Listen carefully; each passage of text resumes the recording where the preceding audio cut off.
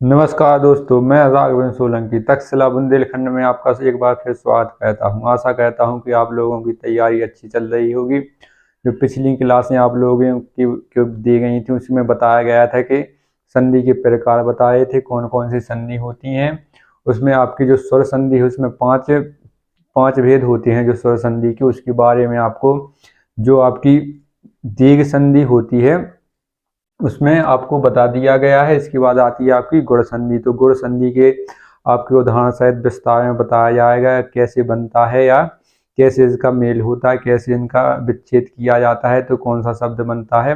आपको एक चीज बात याद रखनी है कि अगर किसी संधि है, कोई शब्द लिखा है, उसको अगर विच्छेद करेंगे तो एक दो शब्द बनेंगे, एक अलग शब्द बनेगा, एक दूसरा शब्द बनेगा। तो एक दोनों शब्द बनेंगे तो एक उसका एक पहले का अलग अर्थ होगा और दूसरे का अपना एक अलग अर्थ होगा। अगर इसमें कोई अर्थ नहीं निकल रहा है तो आपकी संधि अगर आप करेंगे तो आपकी संधि सही नहीं हुई। अगर कोई एक अर्थ अलग निकल रहा है, एक अर्थ आपका अलग निकल रहा है, तो आपकी संधि सही हुई है। तो इसमें आपको बताएंगे। अगर आपने इसके पहले वर्णमाला का वीडियो नहीं देखा है तो जरूर देख लीजिए, क्योंकि आपको वर्णमाला के ही आधार पर आपकी संधि का अगला टॉपिक कराया जाएगा। क्योंकि वर्णमाला के जस्ट बाद जो अगला टॉपिक है वो संधि है इसमें सिलेबस में। तो आपको हिंदी में अगर आप सही में तैयारी करना चाहते हैं अपने, तो आपको क्रम से चलना होगा। अगर किसी चीज़ का छोड़ देते हैं तो आपको फिर समझ में नहीं आएगी, क्योंकि हिंदी एक ऐसा विषय है जो क्रम से चलता है आराम से। पहले वर्णमाला, फिर संधि, फिर समास, फिर इसके बाद रस अलंकार, या इसको तो चार जगह विकल्प पढ़ लेते। पहले अलंकार पढ़ लो, पहले रस पढ़ लो, या पहले आप अनेक आदि पढ़ लो, विलोम शब्द पढ़ लो या पर्यायवाची पढ़ लो। इनसे कोई मतलब नहीं। ये तीन चार टॉपिक है जो लाइन से लगे रहते हैं, आपको उनको देखना है। आज आपको गुण संधि के बारे में बताया जाएगा विस्तार से, जो कि आपकी बहुत ही महत्वपूर्ण है। और कुछ लोग कहते हैं इसमें समझ में नहीं आता, कि कुछ बच्चे कहते हैं कि दीर्घ संधि कौन सी है, गुण संधि कौन सी है। तो इसमें आपका बिल्कुल अलग अलग हो जाएगा। ये आपकी दीर्घ संधि है, ये आपकी गुण संधि है। बस आपको बैठ के समझना है इसमें। तो वो आपकी दीर्घ संधि हो चुकी है और ये आपके स्वर संधि के आपके भाग चल रहे हैं। ये दूसरा भाग है, पहला करवा दिया गया है। नहीं आपने देखा है तो वर्णमाला और इसकी जो दीर्घ संधि हो गई है उसकी डिस्क्रिप्शन में आपको लिंक दे दी जाएगी। तो आइए देखते हैं। जहां कंठ स्वर हमने आपको बताया था, आपने वर्णमाला जरूर पढ़नी है। हमने विस्तार से बताया कंठ स्वर क्या है और तालव्य स्वर क्या है, ओष्ठ स्वर क्या है और मूर्धन क्या है, तालव्य क्या है, ये सब हमने, दंतोष्ठ क्या है, ये सब हमने विस्तार से बताए हैं, आपको देख लेना है। तो जहां कंठ स्वर का मेल तालव्य, ओष्ठ अथवा मूर्धा स्वर से हो वहां गुण संधि होती है। जैसे कि आपके कंठ स्वर हैं आ, छोटा वाला आ और बड़ा वाला आ। तो ये तालब से बनता है छोटा ई और बड़ा ई, और ओष्ठ से बनता है आपका छोटा ऊ और बड़ा ऊ, और मूर्धन से आपका बनता है जी। आपको ये विशेष ध्यान रखना है। कभी कभी डायरेक्ट क्वेश्चन उठ जाता है आपके पेपर में कि मूर्धा से कौन सा स्वर बनता है, तो आपका इसमें जी लगाना है। और ये आपको कल बताया था कि सजातीय स्वर जब आपस में मिलते हैं तो दीर्घ संधि बनती है, और जब सजातीय स्वर नहीं मिलके जब विजातीय स्वर भी होते, एक स्वर कंठ से बोला जा रहा है और एक स्वर तालव्य से बोला जा रहा है। जब ये एक दूसरी जगह से बोला जा रहा है तो एक दूसरी जगह से बोला जाता है। जब ये आपस में मिलते हैं तो ये विजातीय कहलाती है। अगर एक ही जगह से निकलते हैं, जैसे आ और आ, ये आपके सजातीय स्वर हैं। अगर आ और ई इनको मिलाया जाए तो ये आपके विजातीय स्वर होंगे, क्योंकि इसको तालव्य से बोला जाता है और इसको कंठ से बोला जाता है। इसके बाद आपको उदाहरण बताएंगे तो आपको विस्तार में समझ में आएगा। जैसे आपका इसमें देव इंद्र, देव प्लस इंद्र आपका ये संधि है, इसको आपको संधि करना है। तो इसमें देव का हमने आपको संधि करना बताया था कि कैसे किया जाता है। तो इसमें आपका बा आएगा, प्लस इसमें कुछ मात्रा नहीं लगी है, कुछ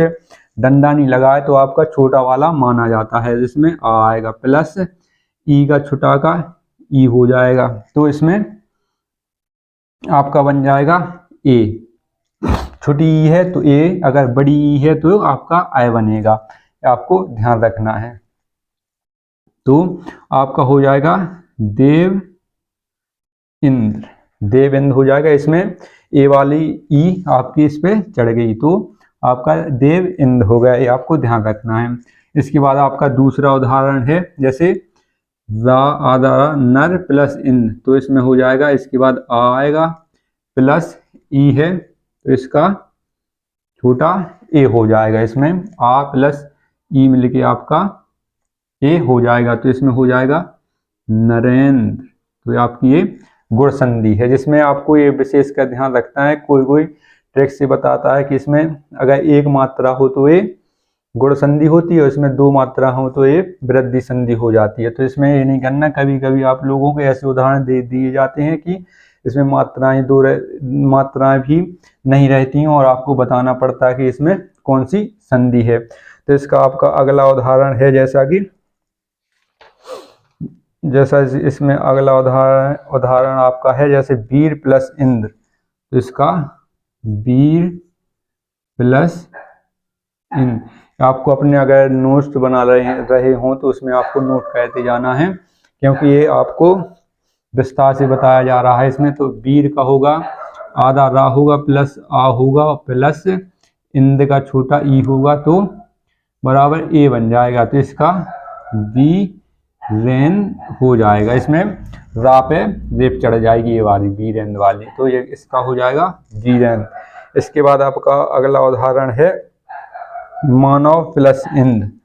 इसमें मानव प्लस इंद्र, इंद्र हमेशा ऐसा लिखा जाता है, आपको ये ध्यान रखना, इंद्र हमेशा ऐसा लिखा जाता है और ईश ऐसा लिखा जाता है। तो आपको इसमें ये ज़्यादातर पीछे रखते हैं, जैसे रवीश हो गया, राकेश हो गया, इसमें इंद्र देवेंद्र हो गया, वीरेंद्र हो गया और आपका नरेंद्र हो गया। तो इंद्र आपको ऐसा लगता है, आपको ध्यान रखना है। तो इसमें आपको कहीं कहीं उसमें ऑप्शन में दे दिया जाता है कि इंद्र मानव प्लस इंद्र या मानव प्लस इंद्र, ऐसा करके दिया जाता है। तो इसलिए बता रहे हैं कि आपको ध्यान रखना है, इंद्र हमेशा ऐसा लिखा जाता है और ईश हमेशा ऐसा लिखा जाता है। इसमें होगा बा होगा आधा और इसमें कुछ नहीं लगा है, न डंडा है, न रेफ है, न मात्रा चढ़ी है, तो इसमें छोटा आ माना जाता है। तो इसके बाद इसका अगला ई लिया जाएगा, तो ये हो जाएगा आपका ए बन जाएगा इससे। तो इसके बाद हो जाएगा मान वेंद्र, इसका अगर संधि करेंगे तो इसका मानवेंद्र आपका हो जाएगा। इसके बाद है आपका अगला उदाहरण है आपका महा प्लस इंद्र, महा प्लस इंद्र, महा प्लस इंद्र आपको ध्यान रखना है। ये आपका इसमें बड़ा आ और ई से आपका बनता है ए, बड़ा आ और ई से आपका ए बनता है छोटा वाला। तो इसमें जहाँ छोटा वाला ए बने आपका, तो वहां पर आपकी गुण संधि होती है। तो इसमें हा होगा आधा और बड़ा आ होगा, क्योंकि इसमें लाठी लगी है एक या डंडा लगा है, तो इसका आपका आ बड़ा बनेगा और इसमें इंद्र छोटा वाला हो जाएगा, तो ये हो जाएगा ए।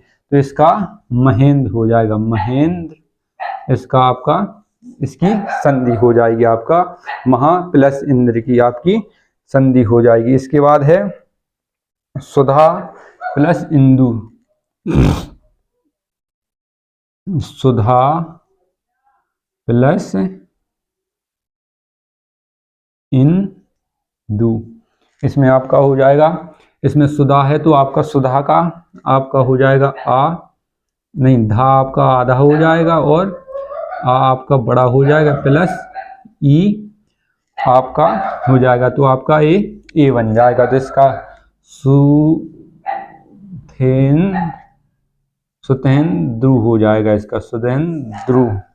इसके बाद है रसना प्लस इंद्रिय, रसनेन्द्रिय, नर प्लस ईश। इसमें आपको हम बता रहे थे ना ईश का कैसे उदाहरण आपको लगाना है। तो इसमें आएगा नर प्लस ईश, तो नर का आर का आपका आधा आ हो जाएगा, इसके बाद आ हो जाएगा प्लस ईश, इसमें बड़ी ई आ और प्लस आपका इसमें बड़ी ई का प्रयोग है, तो इसमें आ और ई मिलके आपके ए बन जाएंगे। इसमें नरेश, तो इसमें आपकी जब संधि करेंगे तो इसमें नरेश हो जाएगा, नरेश।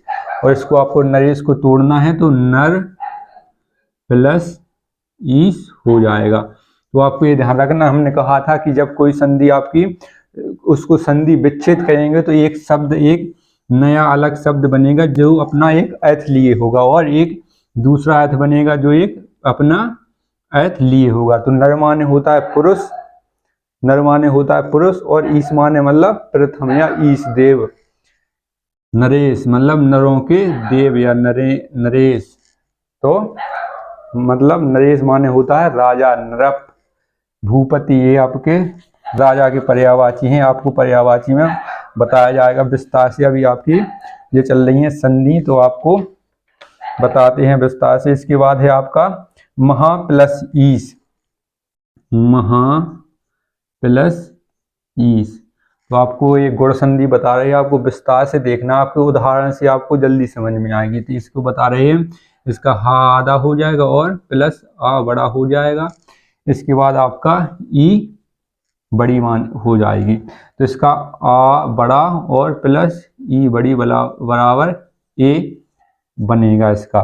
तो इसका जब अपन संधि करेंगे तो इसका हो जाएगा महा महेश, इसका संधि हो जाएगा। ईश एक ईश्वर, और महान मतलब महान व्यक्तित्व, महान चीज, महत्वपूर्ण। तो ये महा मतलब अधिक, अधिक से आपका मतलब है एक, यहाँ पर एक नया शब्द बन रहा है महा, एक प्लस के बाद एक इसका नया शब्द बन रहा है ईश मतलब महेश। महेश किसको कहते हैं? शंकर जी को कहते हैं महेश। इसके बाद आपका अगला है महा प्लस ईश्वर। इसके बाद आपका अगला उदाहरण है महा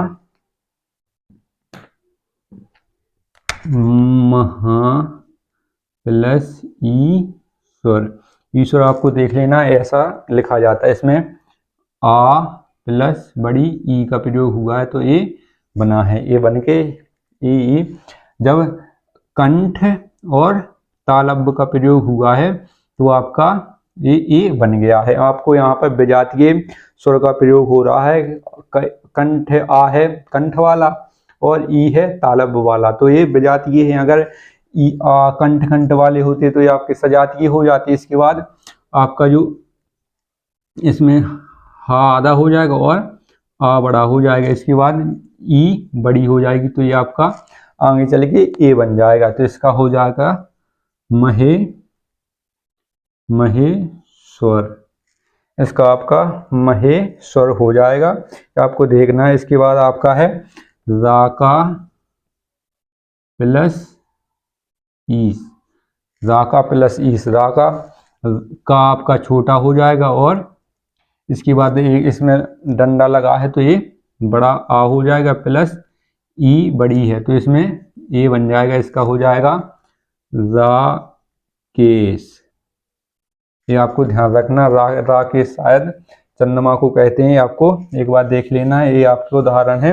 आपको उदाहरण से गुण संधि, दीर्घ संधि, वृद्धि संधि बहुत जल्दी समझ में आएंगी। और इसकी परिभाषा भी आपको ना आपको ट्रैक बताई जा रही, ना आपको कुछ रटना है, केवल आपको वर्णमाला याद करना है। वर्णमाला एक ऐसा चीज है, जब आप हिंदी प्रारंभ करेंगे तो आपको जरूर याद करनी पड़ेगी। वो हिंदी की शुरुआत है। जैसे कि आप इंग्लिश पढ़ते हैं तो ABCD सीखते हैं, चौथे प्रकार की, प्रथम प्रकार की, ऐसे ही जब आप हिंदी सीखेंगे तो आपको वर्णमाला जरूरी सीखना पड़ेगा, क्योंकि उसके आगे आप अगर वर्णमाला नहीं आती होगी तो आप हिंदी पढ़ भी नहीं पाएंगे। तो आपको यहाँ पर संधि बताई जा रही है, उसी के आधार पर ना कुछ ट्रैक लग रही है, नहीं तो कुछ लोग सूत्र सीखते रहते हैं, जाने कौन कौन से। इसमें ना कोई सूत्र का प्रयोग किया गया है। आराम से आप स्वयं शब्द देखकर, अक्षर देखकर वहीं से आप संधि बना सकते हैं। जैसे हमने लिख दिया यहाँ पर महेश, महेश को संधि विच्छेद करना, तो यहाँ पर आपका महा प्लस ईस हो जाएगा। या आप बता देंगे यहाँ पर एक बाद में आ आएगा और इसके पहले ई आएगा, तो ये कंठ वाला है और ये तालब्य वाला है, तो विजातीय स्वर मिल रहे हैं। तो आपको यहाँ पर गुण संधि देखने को मिलेगी। तो ये आपको ध्यान रखना है, आपको नोट कर लेना है। इसके बाद आपका है आ प्लस ऊ वाला प्रयोग। आ प्लस ऊ वाला प्रयोग से बनता है आपका पहले चंद्र उदय। इसमें एक पहली संधि है चंद्र प्लस ऊ उदय। चंद्र प्लस उदय, उदय में छोटा वाला ऊ है तो इसमें चंद्र, चंदा आधा हो जाएगा और आ हो जाएगा प्लस ऊ हो जाएगा। और ये कंठ वाला है आ, और इसमें ऊ वाला कौन सा है, ओष्ठ वाला। तो ये विजातीय स्वर है, तो विजातीय स्वर बन के आपका ओ बन जाएगा, इसमें ओ बन जाएगा। यहाँ पर आपका आ बन के और ऊ बन के आपका ओ बन जाएगा। तो चंद्र, चंद्रोदय हो जाएगा आपका, चंद्रोदय आपका ये हो जाएगा। इसके बाद आपका ज्ञान उपदेश, ज्ञान प्लस उपदेश। इसमें हो जाएगा आपका ना आधा होगा और आ हो जाएगा प्लस इसके बाद होगा आपका ऊ, और छोटा आ और छोटा ऊ मिलके आपका बनेगा ओ। तो ज्ञानो उपदेश आपका हो जाएगा, ज्ञानो उपदेश, ज्ञानो। इसके बाद आपका अगला है जैसे परम पर प्लस उपकार, पर प्लस उपकार। ये आपको मोस्ट ध्यान रखना क्योंकि ये यूपी पुलिस में पूछ चुका है, एसएससी जीडी में पूछ चुका है। इसमें कंफ्यूज रहते हैं बच्चे, बहुत ज़्यादा कंफ्यूज होते हैं। जिसमें इसमें है रा छोटा रहेगा आ जाएगा, इसके बाद इसमें कुछ नहीं है तो प्लस होगा प्लस ऊ।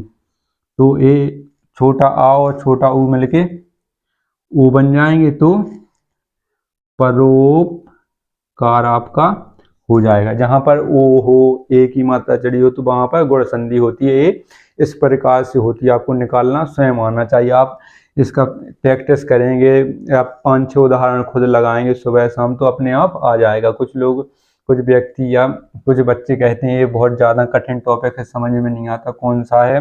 तो आप इसमें स्वयं उदाहरण जब ज़्यादा प्रयोग करेंगे, प्रैक्टिस करेंगे, लिखेंगे, मिटाएंगे, फिर से लिखेंगे तो आपको समझ में आ जाएगा कि कहाँ से क्या हो रहा है। इसमें कुछ ज़्यादा समझने की है नहीं, आपको बस वर्णमाला आनी चाहिए तो आराम से आपको समझ में आ जाएगा। इसके बाद आपका आ प्लस ऊ, बड़ा ऊ वाला आपका उदाहरण है। तो इसमें आपको बताया जाएगा जैसे गंगा, गंगा प्लस उर्मी। इसमें आ बड़ा है और ऊ बड़ा है। जैसे आपका आ इसमें बड़ा आएगा और ऊ भी इसमें बड़ा आएगा। तो बड़ा आ और बड़ा ऊ से क्या बनेगा, बराबर ओ, वो बनेगा इसमें आपका गुण संधि में। तो इसका हो जाएगा गंगोर्मी, आपका गंगोर्मी हो जाएगा, मतलब गंगा से उत्पन्न होने वाली। इसके बाद आपका अगला है महा ऊर्जा, महा प्लस ऊर्जा। तो इसको आपको ध्यान रखना, इसमें हा आधा हो जाएगा और आ बड़ा हो जाएगा और ऊ भी इसका बड़ा हो जाएगा। आ बड़ा है, ऊ बड़ा है, जे कंठ है, ये ओष्ठ है, जे तो ये सजातीय तो नहीं है, ये है विजातीय, विजातीय स्वर है तो ये ओ बन जाएगा। तो इसका हो जाएगा महो ऊर्जा, महोर्जा इसका हो जाएगा, महोर, इसका महोर जा आपका हो जाएगा, मतलब महा प्लस ऊर्जा। इसके बाद आपका है महा प्लस उत्सव, महा प्लस उत्सव। तो इसमें आ बड़ा है और ऊ आपका छोटा है, तो आ बड़ा प्लस ऊ छोटा तो वो हो जाएगा आपका। तो इसमें हो जाएगा महोत्सव। ये है आपकी गुण संधि, आपको विस्तार से बता दिया गया है। इसमें कंठ का प्रयोग किया गया है, ओष्ठ का, और तालब और मूर्धा आपको सब चीज़ें बता दी गई हैं। कहाँ से कैसा प्रयोग होना है वो आपका, ये आपको कम से कम 12, 13 या 15 उदाहरण बता दिए गए हैं। इसको आपको शाम को देखना है, सुबह देखना है और प्रैक्टिस करना है इसको। अगर समझ में ना आए, वैसे तो आपको यहीं पर समझ में आ गया होगा। और इसके बाद आपकी गुण संधि हो गई है। और थोड़ी ही देर बाद में या 2-3 घंटे बाद आपकी वृद्धि संधि की क्लास दी जाएगी। और हमारे चैनल को शेयर करें, लाइक करें और सब्सक्राइब करें। जय हिंद दोस्तों।